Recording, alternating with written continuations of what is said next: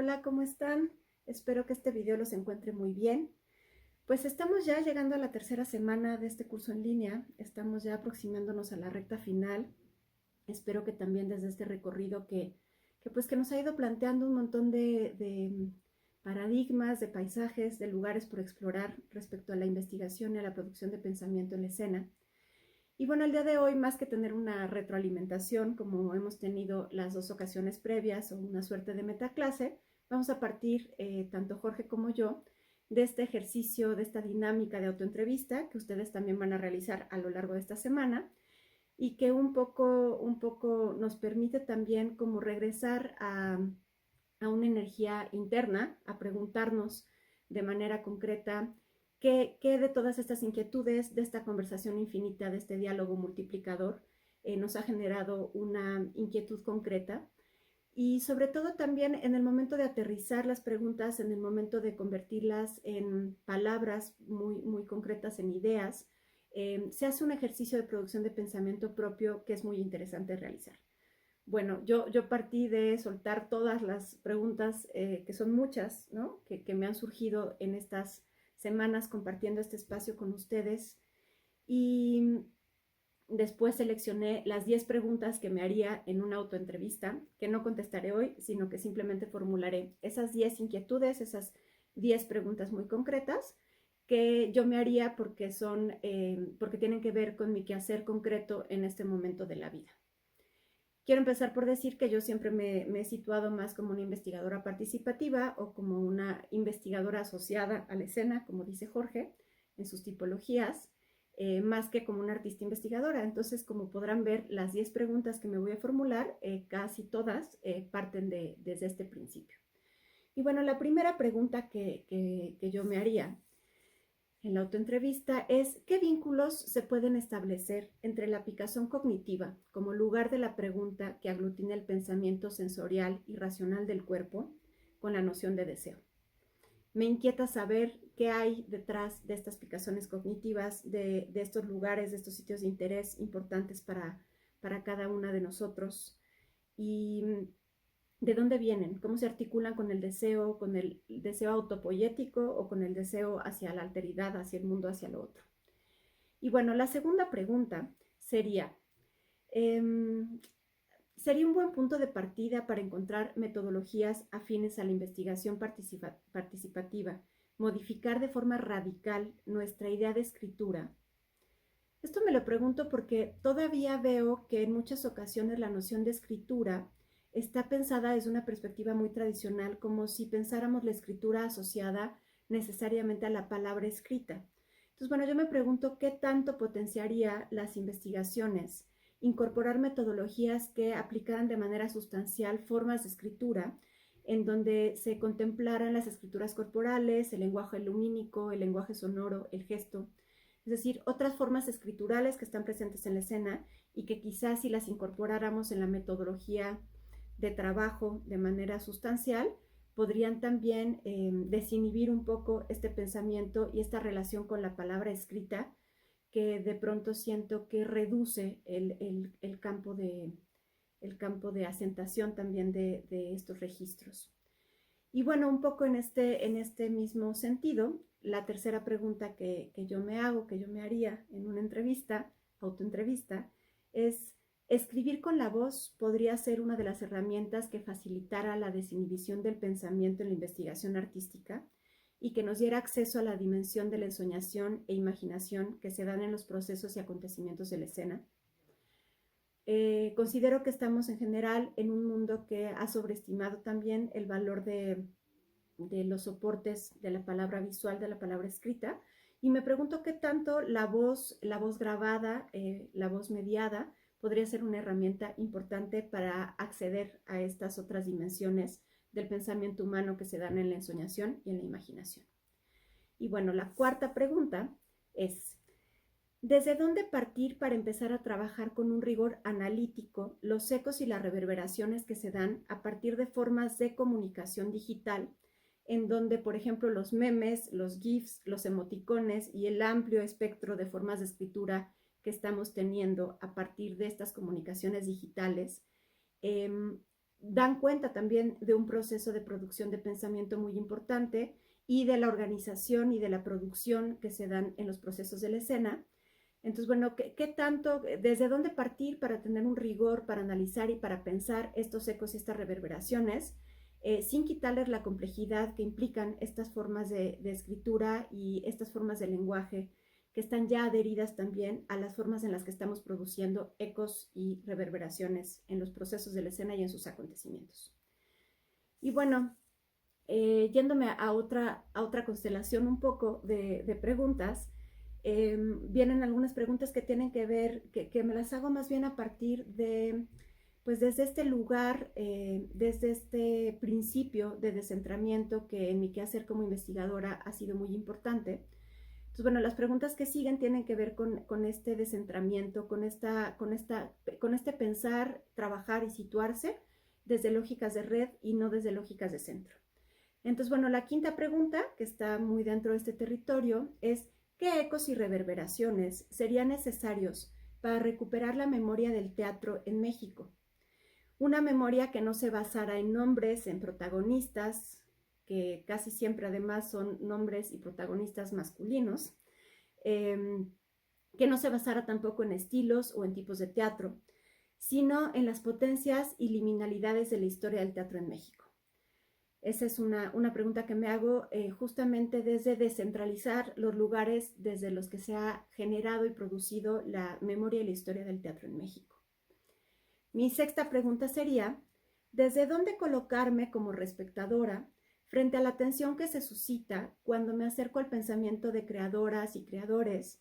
que por su participación en el terreno de la política o como funcionarios de la cultura en alguna institución han quedado de alguna manera como atrapados en el personaje que tienen como figuras públicas? Es decir, me pregunto cómo acceder desde un punto de vista crítico al pensamiento de estos investigadores o de estos artistas, sin desmerecer la potencia de su pensamiento, pero sin dejar de pensar también las tensiones políticas, éticas que se sitúan ante mí, sobre todo cuando difiero de las posturas que tienen en la vida pública.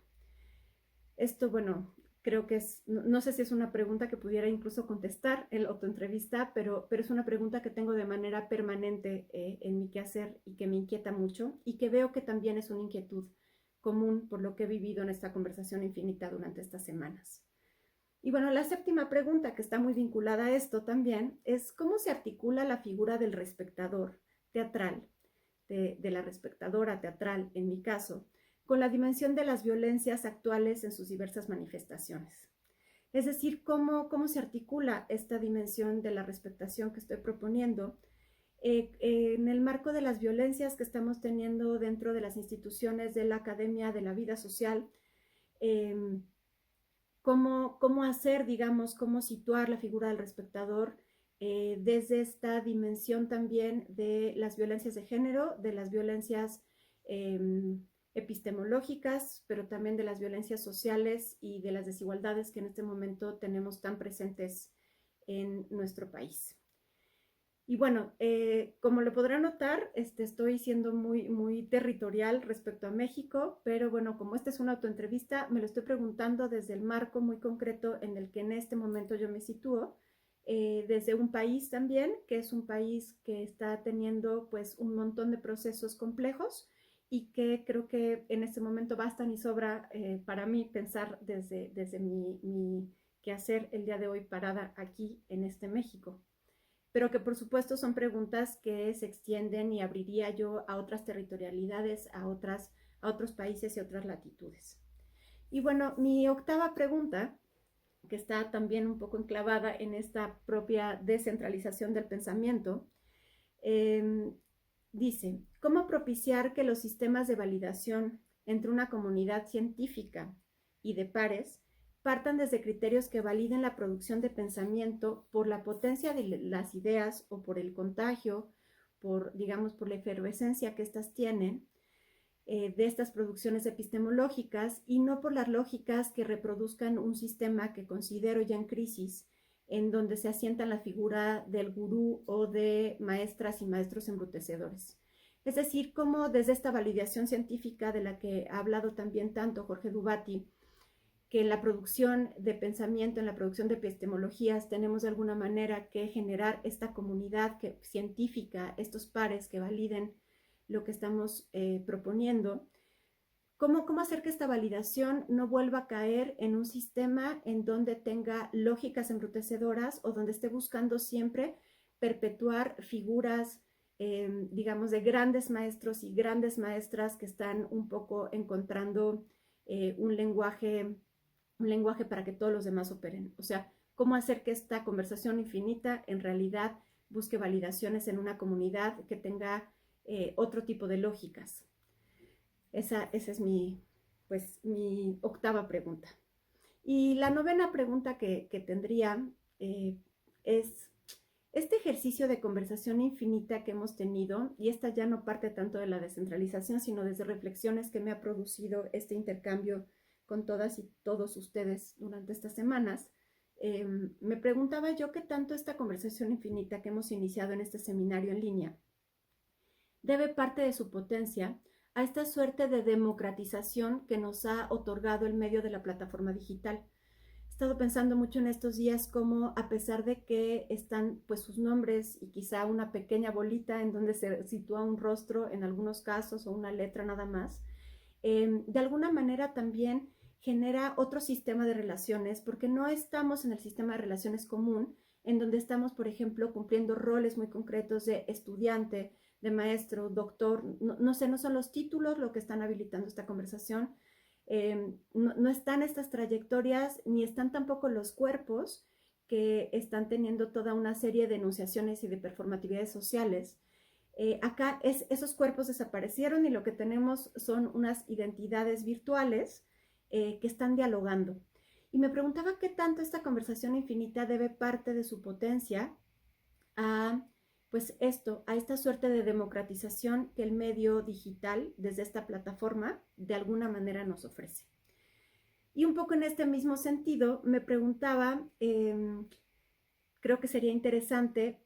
pensar si esta conversación infinita, en lugar de irse asentando en el punto de la palabra escrita, se asentara en la palabra dicha, en la voz. Me preguntaba qué valores de sentido le otorgaría la dimensión de la voz, que denota también territorialidad, intención, no tanto de lo que se dice, sino de la manera en la que se dice, es decir, de esta performatividad de la sonoridad de la voz. ¿Qué pasaría, digamos, si esta conversación infinita la estuviéramos teniendo desde audio y no desde la palabra escrita? Esa es mi novena pregunta,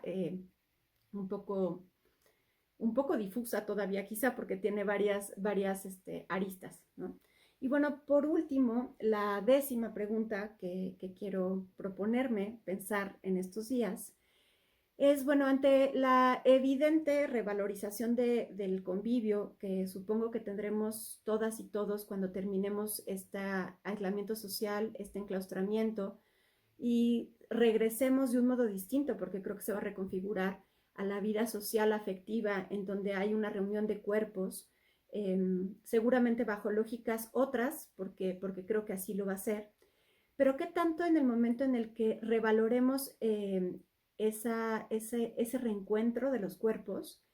seremos capaces también de ver lo que fue posible a través de estas formas de mediación que estamos teniendo ahora.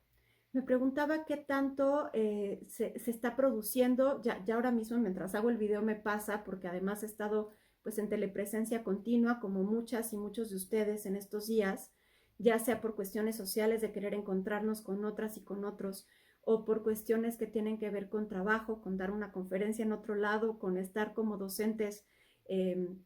articulando cosas o no sé, por distintas razones hemos estado en esta telepresencia de pronto muy continua. ¿Qué tanto vamos a producir un cierto rechazo a estas formas? Y cómo hacer para que de alguna manera también quede como un antecedente importante de otros modos de mirar, otros modos de escuchar, que nos está ofreciendo este medio de la telepresencia o de la presencia virtual. Me preguntaba qué tanto podremos ser capaces también entonces de ver cómo estas presencias virtuales tienen cierta porosidad y por momentos también permiten cierta flexibilidad de pensamiento, o ciertos espacios de reflexión, justamente porque están todo el tiempo también mediando de otra forma con el tiempo, con el cronos. ¿Cómo podríamos recuperar también esto como una potencia importante para los diálogos que producimos en nuestros espacios de investigación y de reflexión colectivos y individuales, ¿no? ¿Cómo podríamos también encontrar la manera de de asimilar también que estas otras formas de presencia nos están dando otras oportunidades, otras riquezas, y que ojalá se presenten también entonces como formas que ya no por obligación ni por necesidad de aislamiento, sino porque encontramos en ellas también formas de enriquecer nuestros haceres como creadores, como investigadores. ¿Cómo podemos hacer que entonces nutran estos intercambios, estos otros modos de ver y de mirar? Y bueno, estas serían las 10 preguntas que yo me hago en esta autoentrevista, que de alguna manera al formularlas no es que estén contestadas, pero están sí, de alguna manera ya situadas de manera muy concreta también en un quehacer, en una inquietud propia de mi hoy, de mi estar, bueno, que espero que haya sido rico de compartir con ustedes. Durante esta semana o hacia el final tendré oportunidad de ver también las autoentrevistas que todas y todos ustedes realicen. Creo que esta posibilidad de mirar hacia adentro, de preguntarnos qué de todo este fluir es algo que me genera a mí o que siento que está dialogando directamente con mis intereses o que me produce crisis, ¿no? Varias de mis preguntas venían justamente de cosas que no me había preguntado y que me han producido más bien un cierto estado de construcción de ideas o de crisis a partir de la riqueza de todas las cosas que ustedes han podido aportar en esta conversación infinita escrita, en sus metadiarios, en todo el material que hemos estado teniendo acá durante estas 3 semanas de seminario. Y bueno, pues nos vemos prontito. Espero que esta última semana sea una semana muy rica, que la gocemos todas y todos y que permanezcamos todos con mucha salud y buenas noches.